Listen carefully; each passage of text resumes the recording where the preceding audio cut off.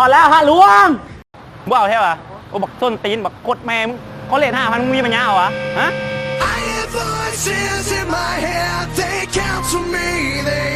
เงินมันบ่พอ50ใบค่าอาหาร250,000เอ้าเงินนี่กินแม่ดอกน้ำมึงอยากเอากูยืนอยู่นี่โว้ยตั้งใจมึงเห็นบอโทรศัพท์กูตกแตกนี่มีปัญญาใส่บ่ฮะว่าละมึงนี่กูมีปัญญาใส่หรอ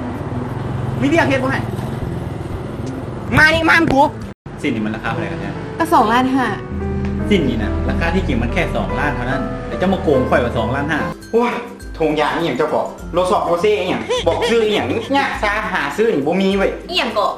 ทงอย่างอีหยังเกาะโรเซ่มันบ่แม่นโรเซ่มันโรสเอาอูอะไรไงใช่โลSE เซ่นี่ก็แม่อะไรไม่ยังสนะโอ้เจ้าสิไปใส่กระเป๋าไปคนละเบิดอารมณ์ครับเขาเฮ็ดเองก็ได้โอ้อันนี้เป็นยังอย่าคุมลืมกระเป๋าเงินนี่นะกระเป๋าเงินระวังตัวนะกระเป๋าเงินเจ้านี่เอ้าไปคนเดียวบุกหุ่งหนังน้ำเนอะแมงกุล่าเหรออ๋อแมงกุล่าไปเลยแมงกุล่าหูจะต่างไปบ้านนุสะอาดบ่อะไรก็ต่างไปบ้านนุสะอาดนะโบแมงกุล่าแมงกุล่าคนประเทศเลยไทยแลนด์มาอีนเหรอมาอีนเหรอไอ้ยังนะมาเขาเอิญเลยแหละมาท่องเที่ยวอ๋อมากับเฟลอ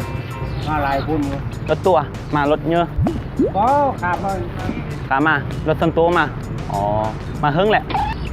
มาเฮิงแหละหูต่างแล้วก่อนที่เจอไปอูนบูหูไปทางอูนเจ้าคนดูเลยแมนคนอยู่ดีบ่แมนคนไทยเวียงมาแต่ฝากเนื้อขอบเจอเนอะเลอวะไปแวนได้ทีบุญอันนี้เหรอหูแหละแมวเหอว่าเอามาเหอตอนน้องจะเป็นไก่ตีไก่เลยแหละผมไม่เลี้ยงที่บ้านแมนต่อตะเลยยาโมโหต่อโอเคโอเค2 เดือน15 มื้อที่ผ่านมามันบ่มีความหมายสำหรับเจ้าเลยว่ะสำหรับเวลาที่ผ่านมา2 เดือน15 มื้อมันก็หลายสำหรับค่อยแต่ว่าโบเคกับมึงนะผมกลับมันบอกขี่รถง่ายสบายกว่าได้เย็นกว่าเพราะในขี่รถจักรเนี่ยเอาไปเอามาเขาหู้มึงชิบุเหลือใครช่างกูว่ามึงชิเป็นหมาหัวเน่าที่มึงฮะแต่ว่าเสร็จแล้วละพึ่งเบิ้งเลยสบายดีพวกเขาเดอะฟินดี้แล่สิงฟังกันก่อนเป็นยังบอโอ้ไปจะสวิตถอยเลยไปเจ้าเขาไปเทียบใช่หมาเลยวะเขาน้องเจ้าได้ดิเขามีจิตมีใจกันนะเว้ยเขาเป็นคนปะมีน้องแบบมึงกูบอกมีดีกว่าไปที่ยืมรายปันไดประมาณ50 ล้านได้ปะมีอาหารมีทายไปจมแต่ละมื้อแต่ละวันแดกต้มมันซื้อมาแหละนี่ก็เงินกูอีก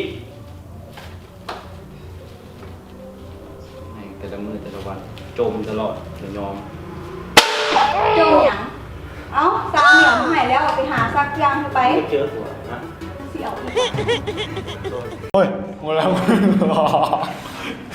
แม่มหน้าเต้มึงได้บักหนีหน่อย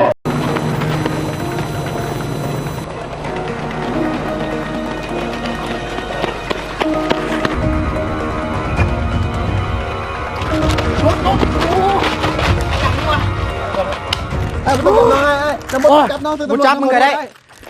เหนื่อยดิหามน้องจะบ่เฮ็ดแบบนี้อีกแล้วไหมน้องจะบ่รักเครื่องรักเฮียอย่างเอาลีโดมึงออกมาส่งมึงเปิดปุ๊บใจแล้วก็ตัดเลย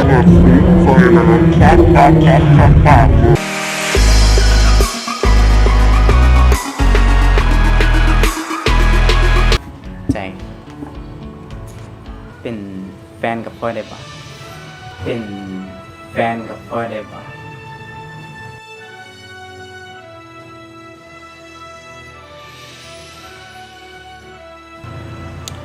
สิ่งค่อยขอโทษเด้อค่อยเป็นแฟนกับเจ้าบ่ได้ค่อยคิดกับเจ้าเป็นเพียงหมู่คนหนึ่งเท่านั้นค่อยคิดกับเจ้าเป็นเพียงหมู่คนหนึ่งเท่านั้น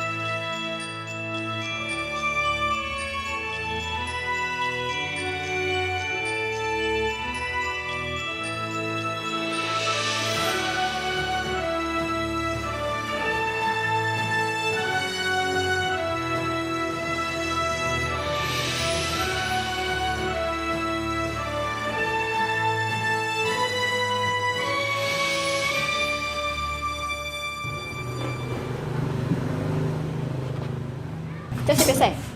ไปห้องน้ำเจ็บขี้เจ็บขี้เจ็บขี้ เฮ็ดมาแล้วนะ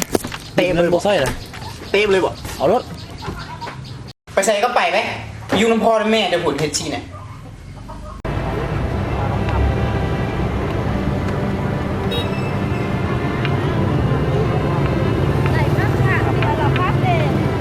มาข้างทางว่ะ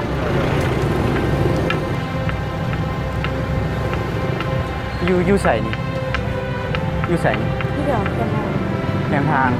แคมทางแถวไหน ก็เรื่องจัดเซตเตอร์ เลี้ยงจัดเซ็นเตอร์น้องมาอย่าง นี่ เบิ่งหนังอย่างถามก่อนมีแฟนแล้ววะ อยู่ข้าง ใส่ถามดีมีแฟนแล้ววะ ๆมีแล้ว มีแล้วเอาบ่สัมภาษณ์ต่อไปคนใหม่ สัมภาษณ์ก่อน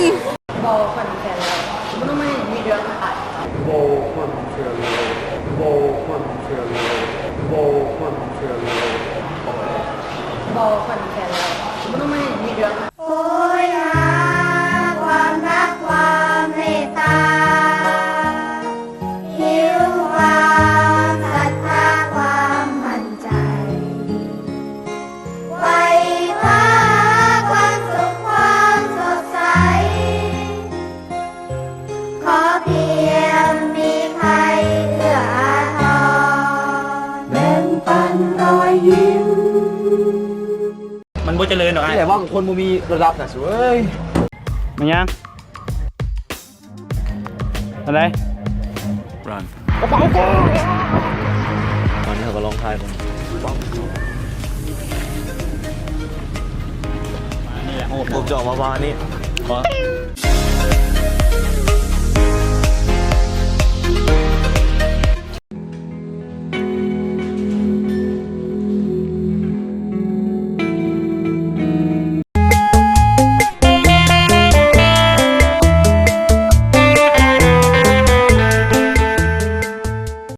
ค่อยมีลูก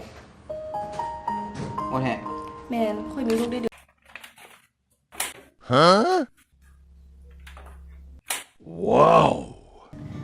คนเฮาน่ะฮักกันน่ะมันฮักกันอยู่ที่ใจบ่แม่นที่สิ่งของเขาเจ้ายังหวังกันที่สิ่งของแบบนี้นะคบกับผู้ใดก็บ่มีไผเอาเจ้านะ อาจารย์ การละครเนี่ยเข้าห้องเนี่ย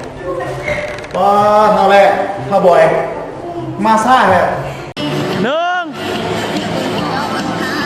2 แอคชั่นโต บอเขามีแฟนแล้ว มีแฟนดีกว่าเพื่อนหันหน้าเขาจะดูสนเพื่อน เป็นหยังใจเย็นอ้าย มึงลูกไผ โอ้ยใจเย็นอ้าย มึงลูกไผ ไปหายกันมีพวกตีชุกแนะบักอันนี้อีกอยู่เอาเดี๋ยว นี่เก่าในตัวเก่าเขาตัวไอเด็กซื้อมามันต้องไม้เห็นหรอ เสียดายเด้บ่มีบัตรประจำตัวเว้ย เฮ็ดหยังช่วยเฮ็ด เอาก่อนอีก เอาไทย โอ้มีอะไรสิเลยจริงเลยโอ้ น้องเฮ็ดเปียกแทนอ้ายเลยเนาะ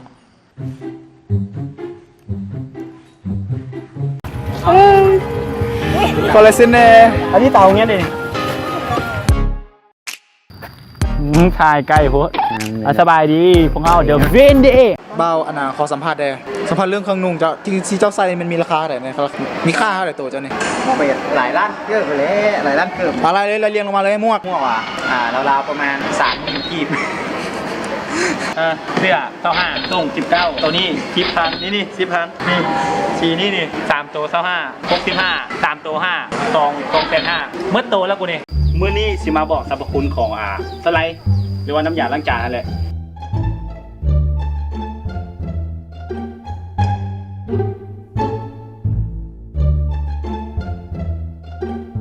มันเขียนอยู่นี่ว่าเมียวะน้ำยาล้างจานแต่มันไม่ได้มีสามารถล้างจานอย่างเดียวที่บอกให้เดี๋ยวเปิดน้ำก่อนนี่คือมันสามารถล้างจานได้ล้างได้แต่ว่าล้างบ้วงกับซ่อมก็ล้างได้เด้อบุเสือไปลองรถนี่นะ ห้ามเลยห้ามยำคืนเลย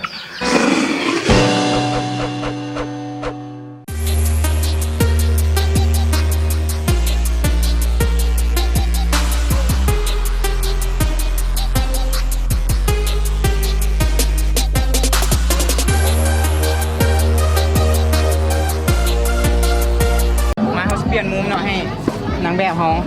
โดดลงน้ำโดดลงน้ นับเลย1 2 3 ำไม่อย่างคือไปทางนั้นตลอด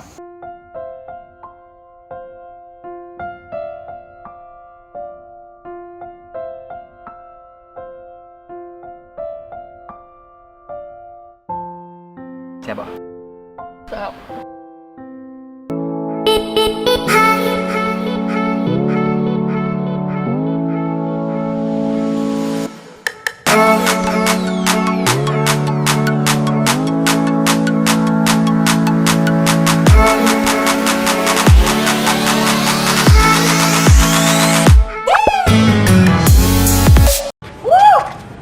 พอแล้วฮะลุงบ่เอาใช่ป่ะกูบอกส้นตีนบอกกดแม่มึงเขาเลท5,000มึงมีปัญญาเหรอวะฮะ มึงสิวะ มึงโบโลเองเนาะ ขอโทษที่กูบ่รอ เนี่ยน้ำปั้นกู ขนาดเคยบอกตัวซีนะเจ้ายังก็บินแต่เกมเสย คือเรียนตามหวานว่ามือเลี้ยงมือใช่มีกันนี่ปืนพร้อมป่ะ มันใจเต็มร้อย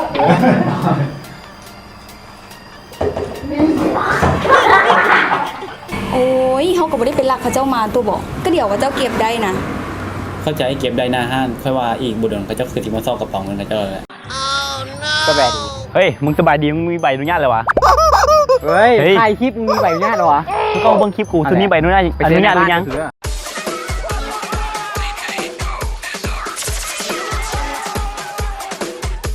To take a free kick from. He probably choose just about there. Here he comes. Oh, it's อย่าลืมกดติดตามและตั้งค่าเห็นโพสต์ก่อนหรือ See First ที่สำคัญเปิดรับการแจ้งเตือน แล้วคอนเทนต์คือคักจะมายังบ่หาย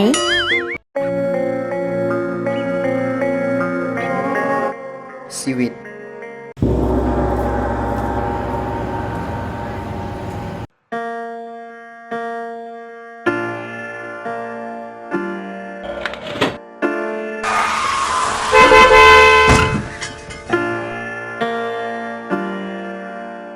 จองแล้วเฮ้ยจองเลยนี่เอามามันต้องกินเนาะกูจะกินเองเราไม่ฆ่าศิลปินเขาเลยอุ้ยอย่างอยู่ในโหมดจริงจัง แมน บ่ค่อยจะสนโลกมันเลย แมน แต่คนจะสนใจค่อยก็พอ เอ้ยแม่งเอ้ย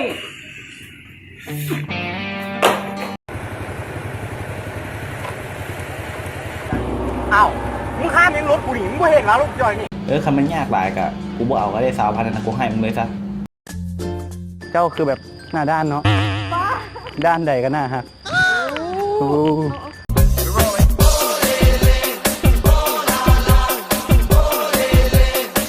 ใจโอ้ยเปล่า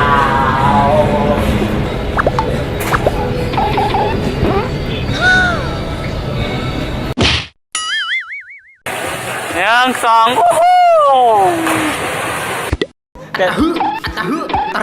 กูยอม อันนี้คือที่เป็นคนลาวมึงเดียวคนบ่แน่ใจ อาจจะเป็นคนต่างประเทศที่ทานอาหารจำได้ทานอาหารจำได้ อาหาร เก่านี่คือยังถืออยู่สงสัยแบบทะเลนี่ถือแก้ว มันเหี่ยม มันเฮียเก่า เอ้ามึงเป็นเจ้าของงานวะ กูนี่แหละเป็นเจ้าของงาน เวรแล้วเขา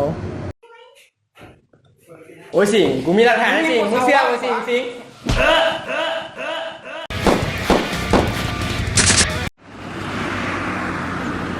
ชวนกันข้ามมาว่านี่เลยเขาก็มาท้า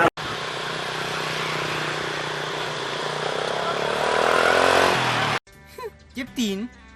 ซัมออยต้อแหลที่กูเบิ่งฮะ เก็บไม่ไหนวะเลยสี่มีเงินพอกินอยู่ไปของทำมึงเงียน แต่พอได้ใช้อยู่ อยู่กันมาเกือบปี สวัสดี ขัดใจเจ้ามันทิดวันเสาร์เจ้าอยากไปใส่ แกงมาใส่หมักร้อน ทุกเทือ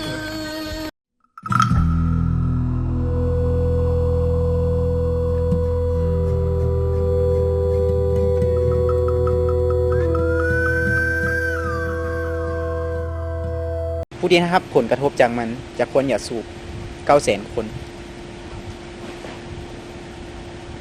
แล้วมันเกี่ยวอย่างกูคนมีเงินกูอยากเห็นอย่างกับเรื่องของกูมึงเสือกอย่าง